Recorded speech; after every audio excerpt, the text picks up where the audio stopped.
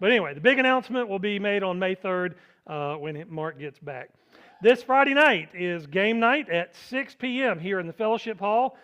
Please bring your favorite finger foods, drinks, and any games you'd like to play. It's always a good, fun time for the whole family. And then this Sunday, there will be a youth devotional for 6th grade and up. That will be at Ronnie and Margie's house at 4, unless it is raining, and then it'll be here at the building. So I'm assuming that they're planning some outdoor activities. So teens, 6th grade and up, please make your plans to be at the devotional this Sunday at 4 p.m. at Ronnie and Margie's house. All right, that's all I have. You're dismissed to your classes.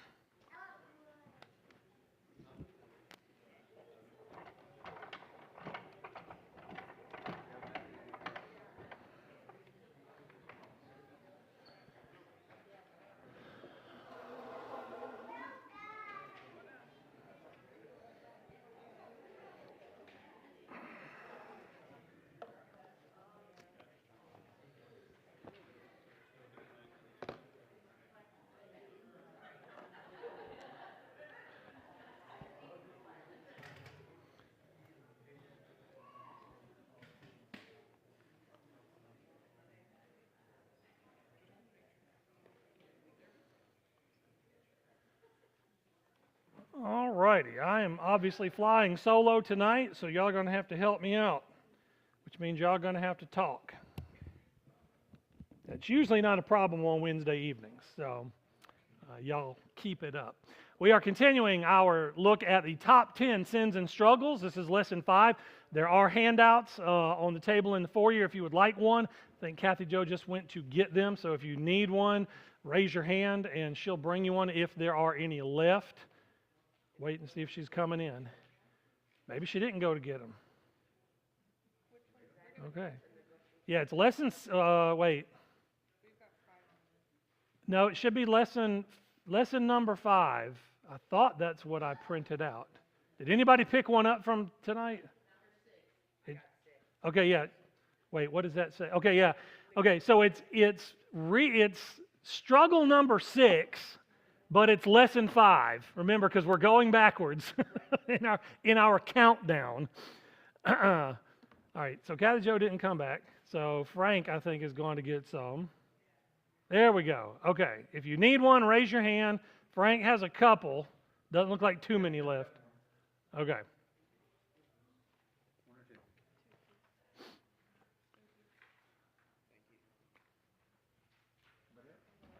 Shirley needs one. Brenda needs one.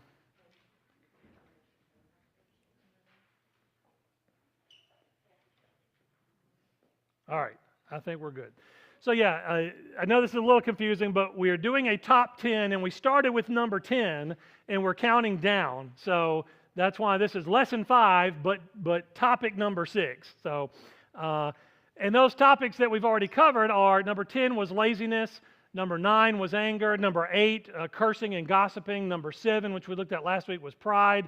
And so tonight, number 6 in our top 10 countdown is neglecting church. Neglecting church.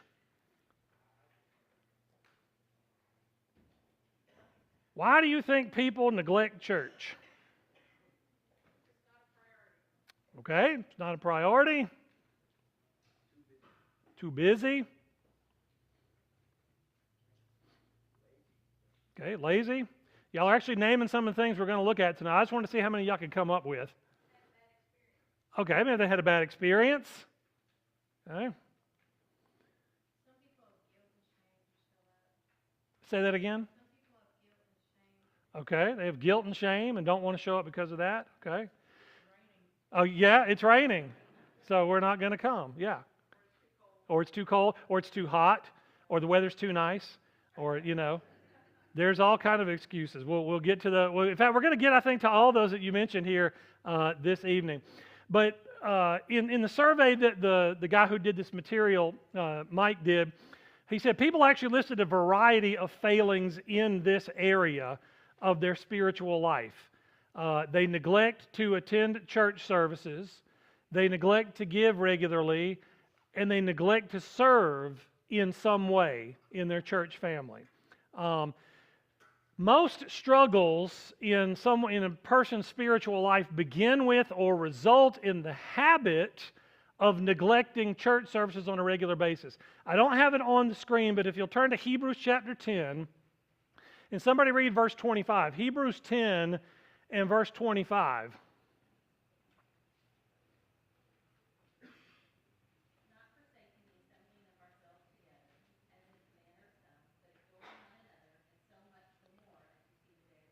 Okay, so the writer of Hebrews here says, don't neglect assembling yourselves together. And what word do you see in there? As is what? The habit of some. So in talking about our worship and other gatherings of the church, the writer here is encouraging the believers not to exchange the habits of meeting together for the habits of not meeting together.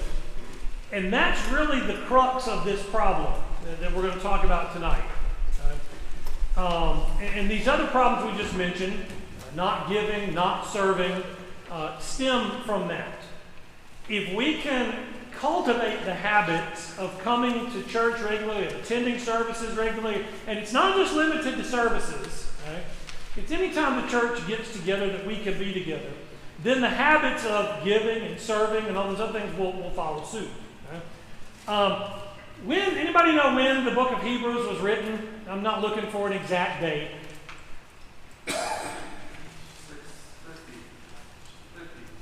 50 AD is what I'm getting up from upstairs.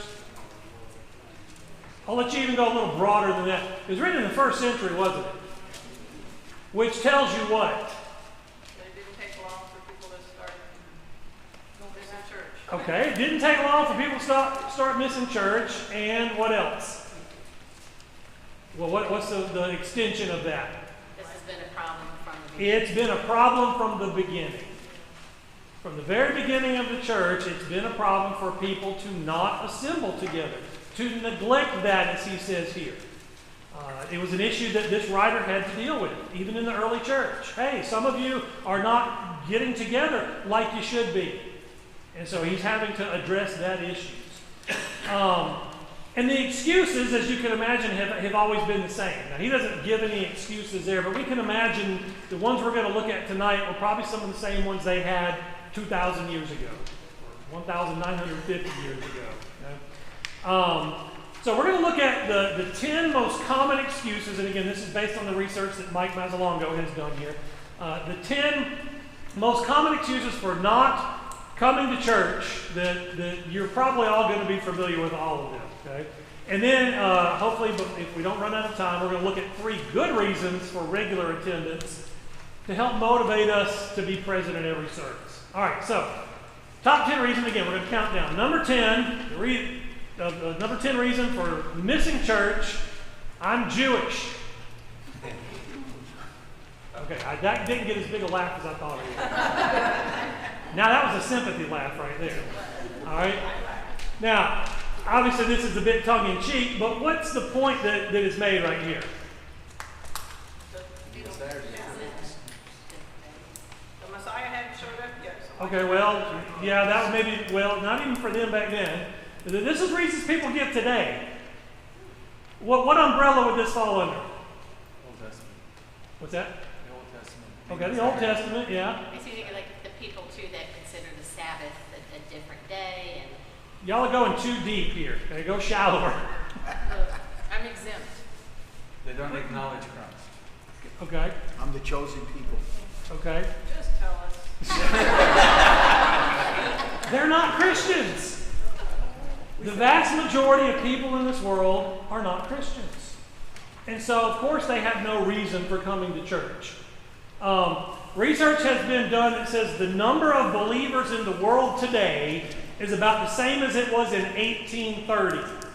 So, going on 200 years ago. But the world's population has tripled in that time.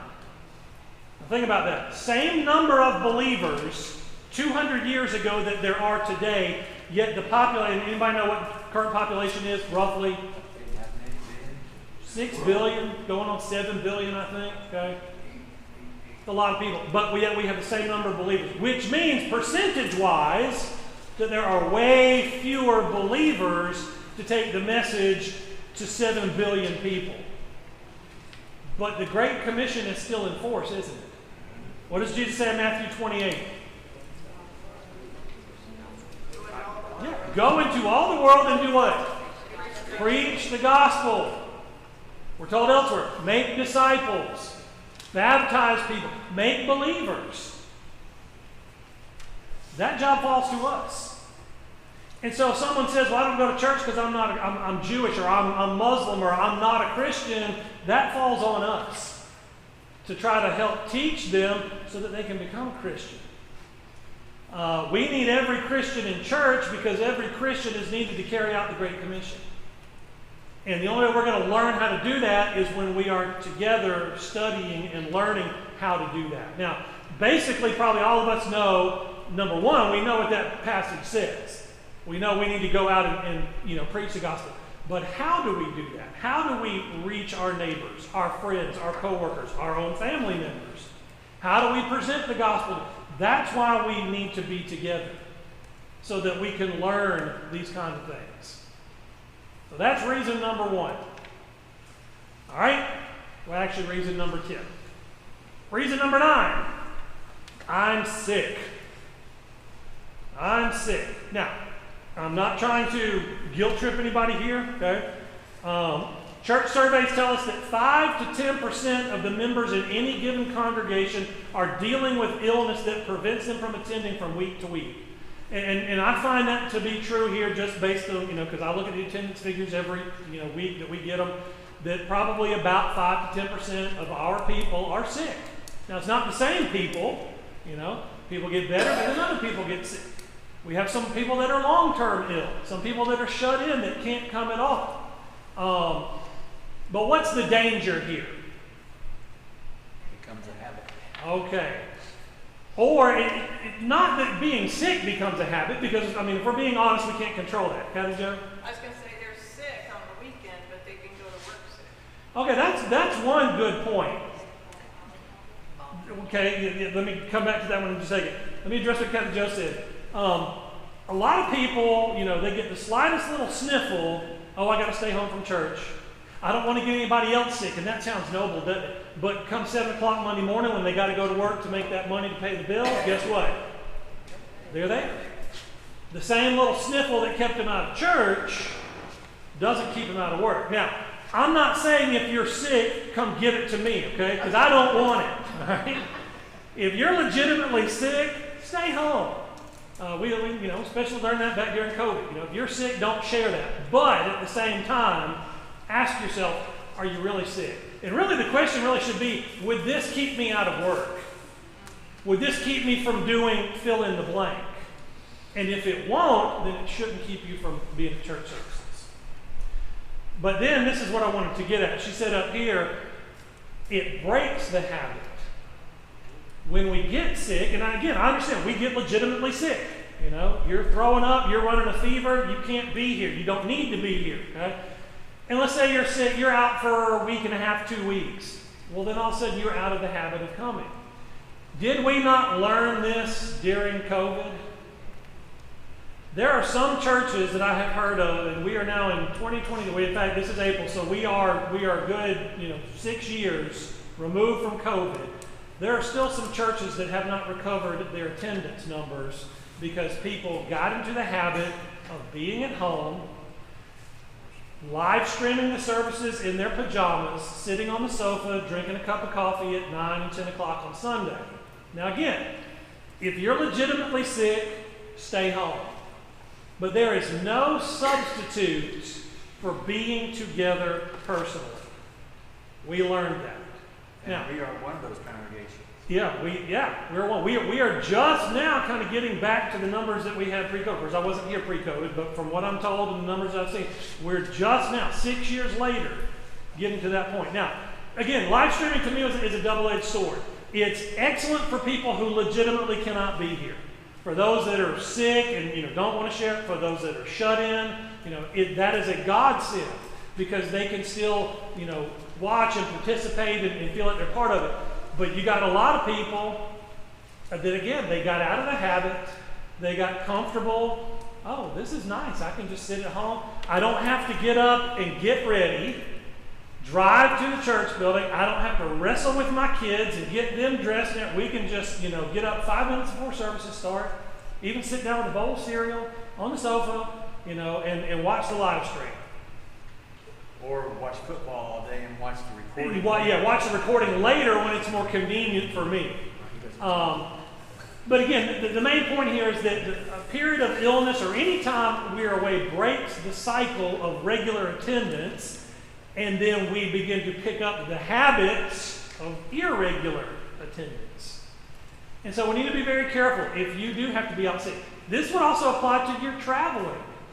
I know a lot of people that when they travel, they don't make arrangements. They're going to be going on a Sunday. They don't make arrangements to find a church near where they're going to be on Sunday. I'll just skip this week.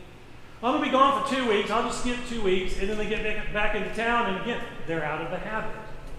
Or if they're on an extended trip where they're gone for a month or 6 weeks, and they don't go while they're gone. And then they get back, and, I'm not in that habit anymore. They got used to sleeping in on Sunday or whatever. So be careful of not developing a new habit when you have to miss. All right, number 8. I'm changing. What do you think this means? Changing churches. Okay, maybe. I don't really need church anymore. Okay. Think not so much changing, but just change. How can change affect your attendance? A new move or something like that? Okay, you move either in the same city or you move to a different city. Kid goes off to college or you go off to college, you get married, you have a baby, you get a new job. Life is change, is it not? And yet so many people allow the change that's happening in their lives to affect their worship attendance. And if everybody did that, or if we let every change affect that, what would happen? Nobody'd be here. Because again, life is constant change. Just life in general. We've talked about this before. We are so busy in our lives now. We try to cram so many activities and so many things into our lives. And if we don't make room and plan and dedicate time for worship services and church gatherings, guess what? Yeah, we're not going to go. Everything else comes first, and it's like, if I have time, I'll go this week. No, that's got to be first. Church is going to come first. And again, this is a habit that suffers during a period of change. And so coming to church sometimes gets packed away with other items that we promise to sort out once we get settled or once life calms down. And unfortunately, church attendance is one of those things that never gets unpacked. How many of y'all have moved within the last 5 to 10 years? How many of you still have a box that you haven't unpacked yet? It happens with life too. And so we need to be very careful with that. Don't let the change that's going on in your life break the habit of you attending worship services. All right, number 7. What do y'all think number 7 is? I'm working. I'm just going to give it to you. I'm working. I'm working. Now, I can even remember when I was younger, Sunday, just about everything was closed. Grocery stores, restaurants. There was barely anything open on Sunday. That has gradually changed over the years until now it just seems like Sunday is just another day. Has anybody else noticed that? I don't know how many of y'all use paper calendars or pre-printed calendars. That the trend now is to put Monday as the first day of the week on the calendar, and Saturday and Sunday come at the end. Because it's for whatever reason. But it used to be that this was considered a Christian country, and working on Sundays or working irregular shifts was much less prevalent than it is today. But we have become a very secularized nation. And so people accommodate worldly schedules instead of spiritual schedules. Now, I understand sometimes you have to work. The job you have requires it, and it's not it's not easy to go find another job that doesn't require Sunday work. And the Bible teaches us that we're to, provide for our families. A man that won't work shouldn't eat. I get all that. Okay? But it just seems to me like more and more work schedules are interfering with our spiritual lives and with our ability to attend gatherings of the church. And I think for some people at least, they work because they'd rather get ahead in the world than get ahead in the kingdom. And that's one reason I patronize Chick-fil-A. Does Chick-fil-A have the best chicken sandwich on the planet? No. There are better ones out there, y'all. Y'all need to broaden your horizons, okay? But I like Chick-fil-A because they're closed on Sundays. And they even say, in their mission statement to give people time to worship or spend time with families. That's in their mission statement. That's why they're closed on Sundays. Hobby Lobby's another one. They still hold Christian values, and they are closed for that reason. I was very fortunate. One of the restaurants I worked at when I was in restaurant work was owned by a member of the church. We were closed every Sunday. And I remember talking to him one time about even, had he ever thought about being open on Sunday? He said, well, if you want to do that, you can. He said, but I won't be there. Because he said, I'm going to be at church. And we never did. We never opened on Sundays. So I encourage you to patronize those businesses that still hold those values. But make that a priority in your life. And I get it, if your schedule requires it, but do your best to try to get a schedule to where you don't have to work at least every Sunday. Because it's important to be here. All right, number 6. Top 10 reasons for missing church. I'm new. What do you think this means? Just moved into the neighborhood. Okay, maybe someone that's just moved in. Think more, though, of the body here. Lazy. Well, okay, maybe lazy. No Chris? accountability. What's that? No accountability. No accountability, that's part of it. I feel like they haven't committed, so they can come and go because they're not an official member, so you can, it's a non-committed type. Okay, so that's one big part. People that really haven't committed to the local congregation, whether it's here or wherever they're living. I can flit in and out as I need to because I'm not officially part of them yet, and so they're not really going to notice if I'm gone. That's one part of it. What's another part? Think about new Christians, especially. Go ahead. I was going to say a newfound Christian who, And- they don't know. Okay, that's it right there. They haven't been taught. They haven't learned yet the importance of being at as many services as possible. Again, go back to Hebrews 10:25. Don't neglect the assembling of yourselves together. We're going to go back and look at verse 24 in just a moment here. But young Christians, they may know the gospel, they know what they need to do to be saved, but they haven't been trained about living patiently and being taught the need for regular attendance. And so that is our job as more mature Christians to teach them that. And again, I'm not going to stand up here and say, if you miss one Sunday, that you're condemned forever. Okay? Because the Bible doesn't teach that. But again, the Bible does teach we need to be here as often as we can. We're going to look at some of the reasons why here in just a little bit. But that's one. They're new. All right, number 5. This is one that probably is going to step on some toes. Right? I'm busy. Now, I will say there's a difference between this one and number 7. Okay? I'm working versus I'm busy. One is a need. Now, you need to work. One, the I'm busy is what? It's an option or it's a want. Now, the busy person is not a bad person, just a busy person, right? Turn your Bibles to Mark chapter 4. Mark chapter 4, somebody read verses 18 and 19.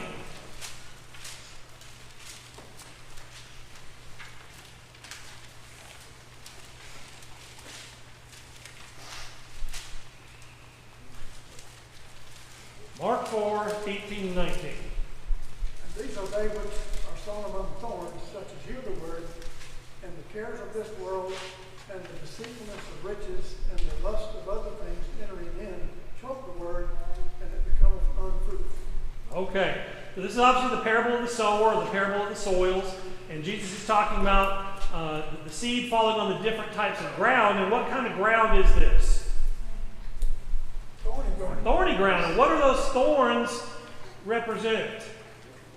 What does he say there in that passage? Things that come up Things that and keep you distract out us. of Yeah. activities. This is the person who's concerned with problems. They're busy getting ahead. They're busy building a place for themselves in the world. And so as a consequence, what do they have out of whack? Their priorities. Their priorities are not in the right place. And so he says here, what happens is when those other things that we allow to take priority over our spiritual lives come up, what does it do to us? It chokes out the word. Yeah, it chokes us out. It kills what progress we've made, and then we fall back into the world. Busy people don't realize that God has promised if we put the kingdom first, like church attendance, that's part of it, that He'll find a way to provide us with all those other things. Matthew chapter 6 and verse 33. Seek first His kingdom and His righteousness, and what will be added to you? Yeah, all these other things, and as I've pointed out many times here recently, what are those other things He's just talked about specifically? Food, clothing, shelter. Yeah, what you're going to eat, what you're going to wear, where you're going to stay, all the things that we get busy worrying about that can choke out the progress of the Word in our lives. How many of you ever shopped at J.C. Penney? All right, y'all know J.C. Penney was a real person, right? He made a quote. It says, if you're too busy to worship God, you're too busy. Period. End of story. Which means you need to do what? Not be so busy. Yeah, not be so busy. Yeah. But how do we get not busy? We reprioritize. We got to sit down and take stock, take inventory in our lives and see what is keeping me so busy.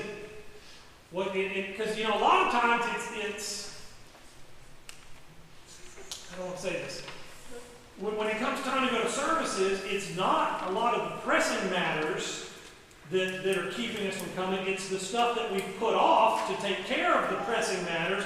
And now we think, okay, I've got an hour, 2 hours. If I don't go to church, I can get all this other stuff done. And so we really need to sit down and look at our priorities in our lives and see what's going on, what we can change, and make that time. And again, it sounds simple, and it is, but at the same time it's not. Maybe it requires you taking a literal calendar and blocking off time and saying, okay, here on Sunday, I'm not going to do anything except go to church. Wednesday night, whatever. This night when the church get together, or whatever. And then plan the rest of your schedule around that. Don't we do that with other things in our lives? Work, kids' activities, our own extracurricular activities. We make time for those things. But how much more important is it to spend time with God and spend time with God's people? Gotcha. Well, the children's activities, usually we plan around them because they're like set in stone kind of things. And so they didn't used to allow them on the church days, Yep. but now they don't have any sacred days. Nope, sure don't. That also means that it may require some what on our part?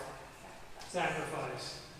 We may have to sacrifice some things that we like, that we enjoy doing, maybe even that we need to do, or would really like to do.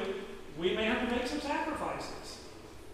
I would say too, we have to be careful in church the same way, because you have young families and you do a lot of activities sometimes, and sometimes as a young family raising kids, you can get caught up in those activities and you forget the actual real reason you're coming to church isn't for all of those extra things. Ministries are great, but ministries aren't the first purpose. The first purpose is very simple.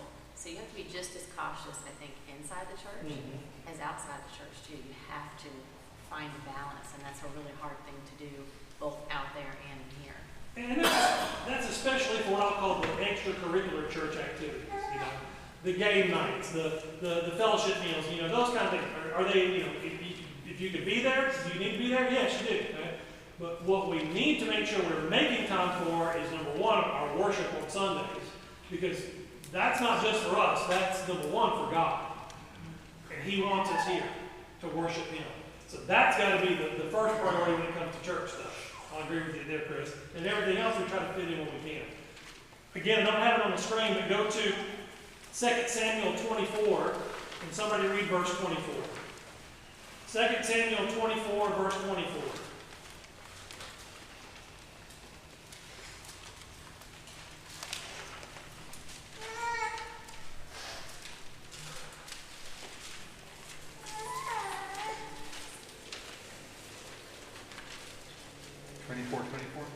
Second Samuel 24, 24.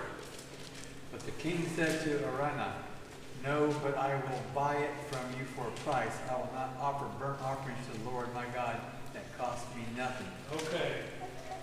I will not offer burnt offerings to the Lord which cost me nothing. When we just try to cram church in around everything else, we're basically giving God the leftovers. The leftovers of what? Our time. We're saying, okay, I've done everything else I want to. Now, God, you can have what's left. That costs you nothing. And just like David said right here, he's not going to offer to God something that didn't cost him something. That's why he was going to buy those animals that he was going to sacrifice. We've got to do the same thing. And I pointed this out again before. Every single one of us is on even footing when it comes to how much time we have in a day. Nobody has any more than anybody else. Nobody has any less. And so we have to decide how we're going to spend that time. All right, number 4. These are getting a little more serious as we go along here. I am hurt. This was brought up a few minutes ago when I asked what are some common reasons that people don't come to church. Many people come less and less because they've genuinely been hurt. They've been hurt by somebody else's comments. Maybe they've been hurt by a perceived lack of attention from people. They've been hurt by some things that are being done in a way they don't agree with, or hurt by a teacher's point of view on a particular Bible topic. There's all kinds of ways that people get hurt. Some more serious than others. Right? And it's unfortunate when that happens, but I believe, for the most part, that when something like that happens, it's not intentional. I can promise you for myself, and I can only speak for myself, I will never do anything to intentionally hurt any of your feelings. Now, will I do that sometimes? Probably. Why? You're human. Because you're human. I'm human and so are you. And we get our feelings hurt. Sometimes we miscommunicate with other people. Sometimes we misunderstand other people. And so those things happen. But it's really sad when people leave church over hurt feelings. For 2 reasons. Number 1, because if you leave church because you're offended by something someone else did, that's not going to justify you before God. In fact, Jesus warned his disciples that they were going to face all kinds of persecutions, false teachers, sufferings of all kinds, and that included hurt feelings.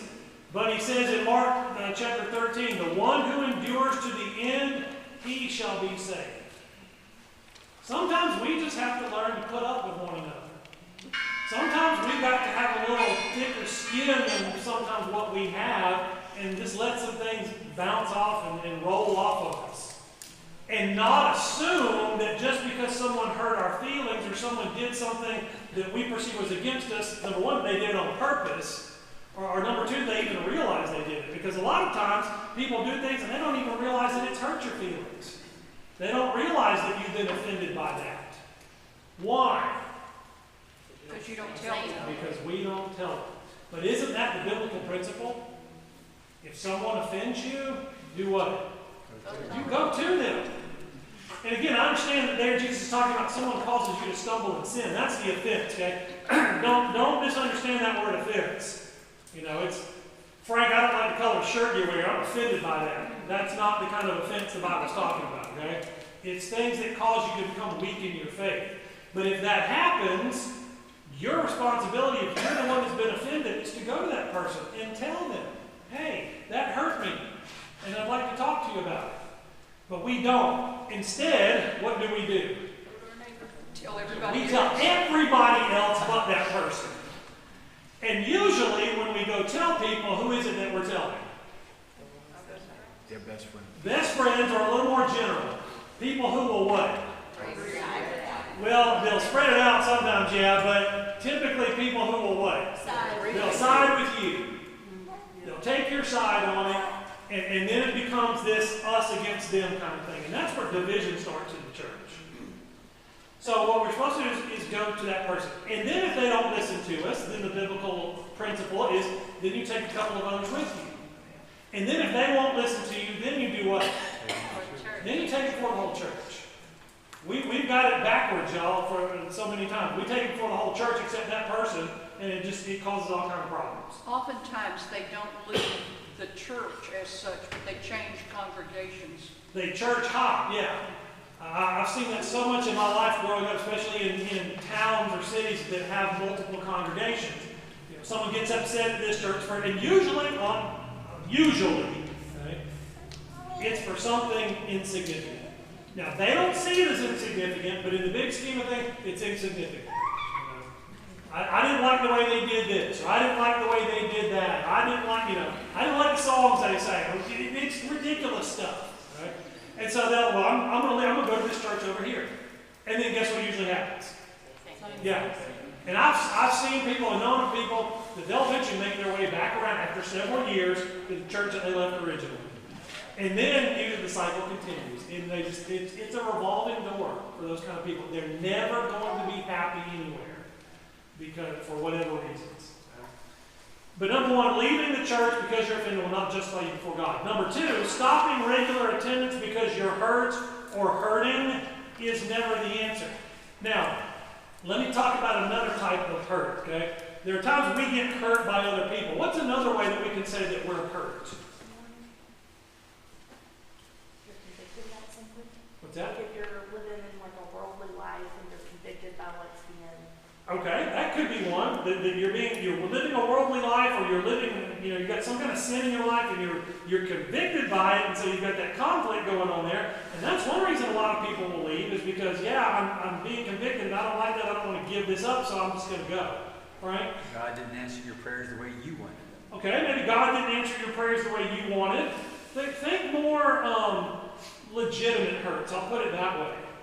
How do we hurt? I don't mean how do we hurt others. How do we experience hurt? Mourning somebody? Mourning a loss. Okay, we experience loss. A loved one dies. A relationship ends. That hurts, doesn't it? Some other tragedy happens in your life. Loss of a job.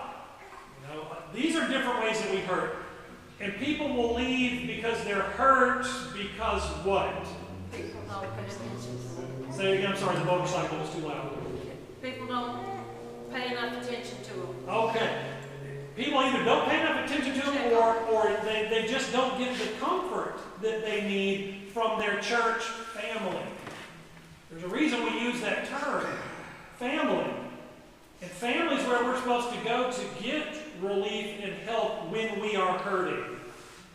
But oftentimes that doesn't happen. Kathy, you have anything to Because we may be embarrassed, because we've lost our job or something like that, and we just don't want to face people who might judge us. Okay. So, Chris? You made a good point about family, and it's a hard thing to learn if you're growing in the faith, but families are dysfunctional. There's not a single family on the face of the earth that everyone's happy all the time and getting along and hasn't ticked someone off or having a day. We're a family, and it's going to be that way. It's just a part of living in the sinful world and having sinful human nature. It's no different than the family inside your home.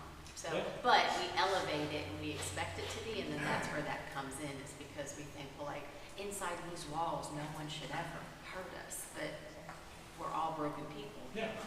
So it's an impossible thing to expect otherwise. And hopefully, even in dysfunctional families, it's true, but in families that function the way God intended for them, yeah, there are going to be hurt feelings, but you learn to get over those things quickly, and you're still a family. Just because I get upset with somebody in my family doesn't mean I'm not part of that family anymore.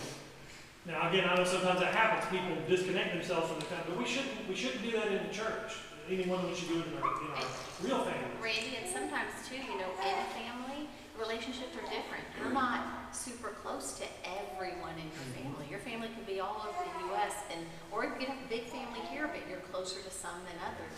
You're not going to have the same level of relationship too with every person in that family. Right, and that gets to one of the problems I want to talk about is that one reason people leave because they're hurting and not getting the help they need is because they never developed those relationships within the church family.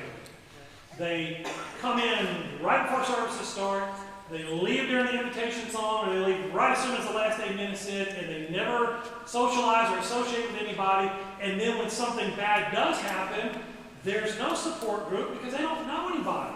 And they don't know, they're not comfortable going and sharing these things with other people.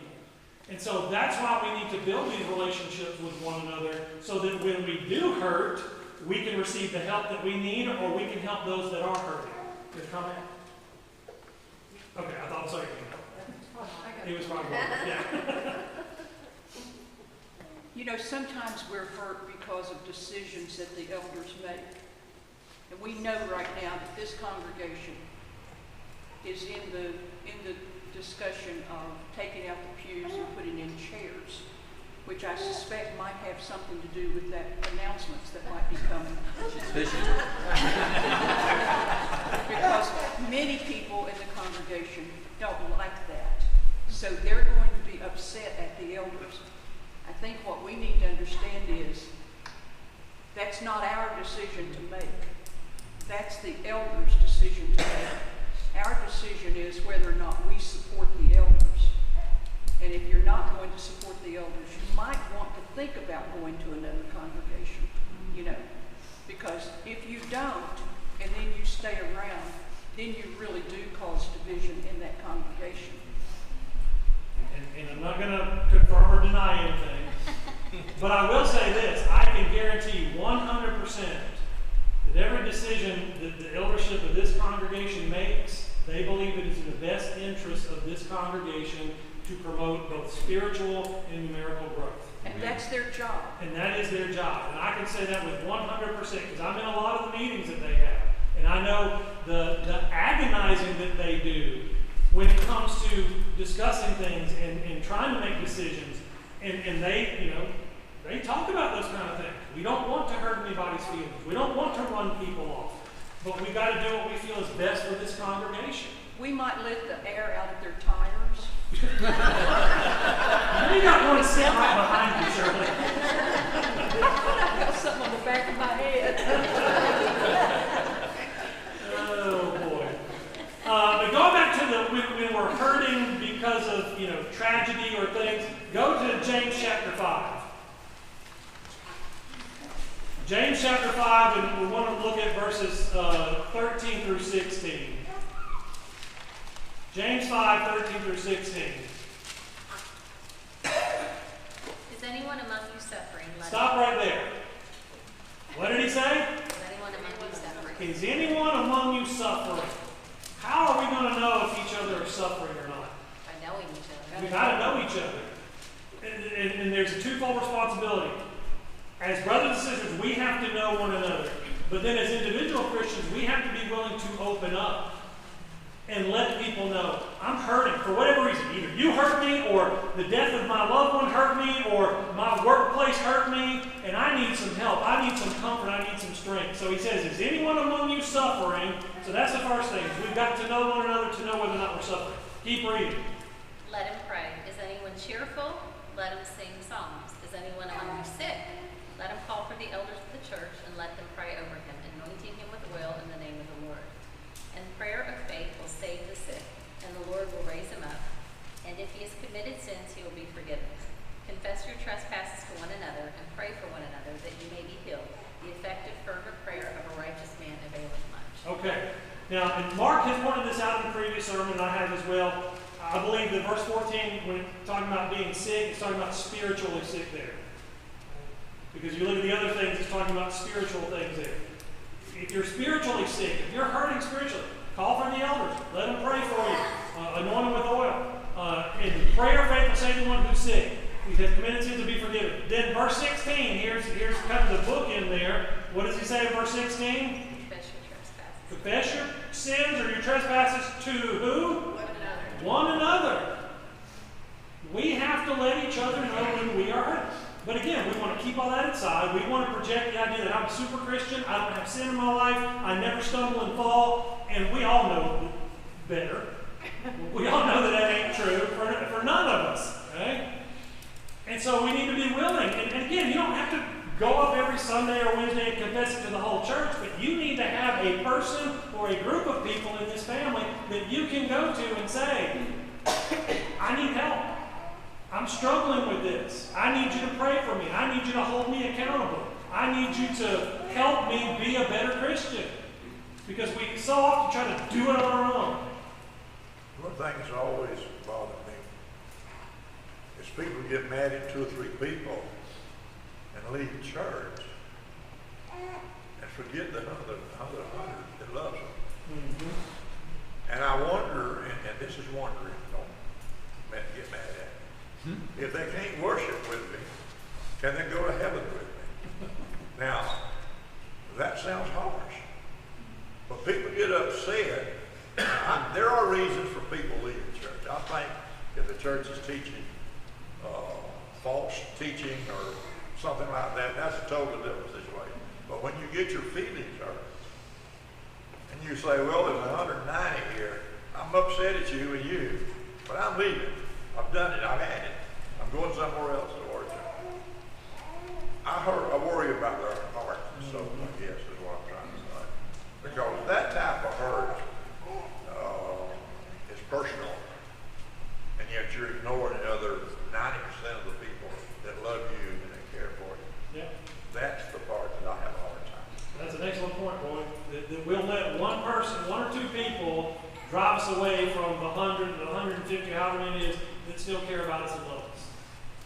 Well, we got to remember that Satan's working in the background. Oh yeah, Satan's He'll tell giggling us and cackling the whole time that stuff goes on. Go ahead. I think in a way that could make somebody double-minded Mm-hmm. when they're acting in that way, they're that offended by, 1 or 2 people in the church and then they leave. They're not of the, their heart isn't there for the right reason, maybe, and it's to be around other people or whatnot. It's not to be serving God. And that's an excellent point because, as I said before, our number 1 reason for being here is what? Worship and serve God, first and foremost. Now, we have to do that with other people, and as we pointed out, we're all different, we all have issues and everything, but we cannot let our problems with other people stop us from worshiping and serving God. And He's given us a way to deal with problems that we have with other people. That's why I think some of the ministries here are so good because even if you are new to the church, you can come and see if you like it, see if you don't like it. They're smaller groups, so supportive of each other. Everything that's said in this group stays in that group, and everybody tries to help everybody. And if you're not involved in those things, you don't know those relationships. And it makes it harder to get the comfort that you're looking for when you haven't put yourself out. Yeah, and I know it's going to be just about impossible to have even a medium relationship with 170 people, which is what our attendance was this past Sunday. But you can have a deep relationship with 1 or 2 or 3 or 4. That's what we need to be working on. All right, we've got about 5 minutes left, so I'm going to try to get through this. Number 3, I'm lazy. But we don't often admit to that. No, we won't admit to it, Shirley. You're absolutely right. Okay? Yeah, we'll be sick, but we won't admit we're lazy. Okay? Because face it, it takes effort to come to services 3 times a week, doesn't it? Nod your heads this way. Yeah, it takes some effort, especially if you got kids, right? Or if you're old. Or if you're old. No, hey, Shirley said that, not me. And again, a lot of it goes back to number 5. I'm busy. Life gets in there. But sometimes people are just lazy. I'm not going to put forth the effort that it takes to go to church. And that's just sad. Got it, Joe? I think that's a big one that Satan does use because it's like, I'm just not feeling it today. Yeah. And if I go, it's not going to be, whatever. And 9 times out of 10, if you force yourself to go and say, I don't care, I'm going to go no matter what, you always are so thankful you went. I was going to say that, and I'm going to admit something here that might shock some of y'all. There was a time, not since I've been here, there was a time in my life when I was preaching, I kind of dreaded Wednesdays, Wednesday night going to church, because it was the middle of the week. I'm kind of worn out already, and I've got had to get my Bible class together. I just don't feel like going. But I made myself go, like you said, and I'd say it's 99 times out of 100, I felt so much better after going and being around people. And we just got to get over being lazy. We've looked at this verse before. The sluggard buries his hand in the dish. He is weary of bringing it to his mouth again. That's a lazy person right there. Okay? And again, sometimes we're like that when it comes to coming to church. All right, real quickly. Number 2, I'm worldly. This was brought up a minute ago, but we get caught up in the world. And I don't mean just with the busyness of the world. I mean with worldly things. One of the saddest references in the Bible is Demas. Paul talks about it in Colossians 4, verse 14, Philemon 24. He's counted among one of Paul's helpers and faithful disciples. But in his last letter, which was the book of Romans, Paul writes, Demas, having loved this present world, has deserted me and gone to Thessalonica. Demas left the Lord. He left Paul, he left serving God, and went back into the world. And some people are just, they become too worldly, or they never really let go of the things in the world when they became a Christian, and it pulls them right back in. All right, number 1.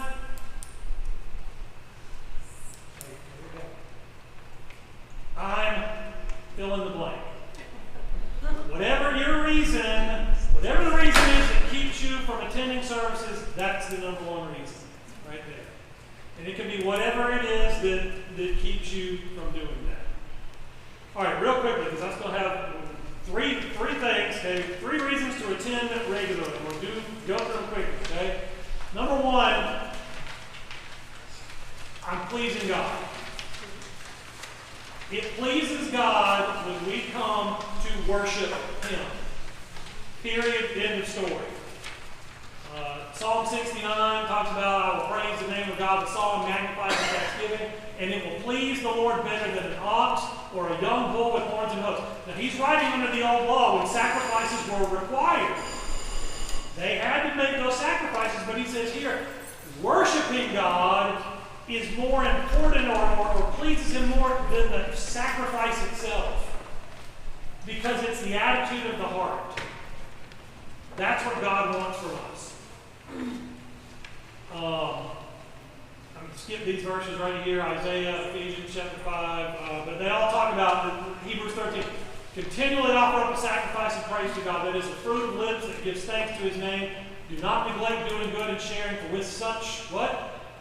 Sacrifices. God, those are the sacrifices that we make today. We don't sacrifice animals. Jesus made the sacrifice once and for all. We don't have to shed blood. But these are the sacrifices that God wants us to make. Doing good for others. Giving praise to His name.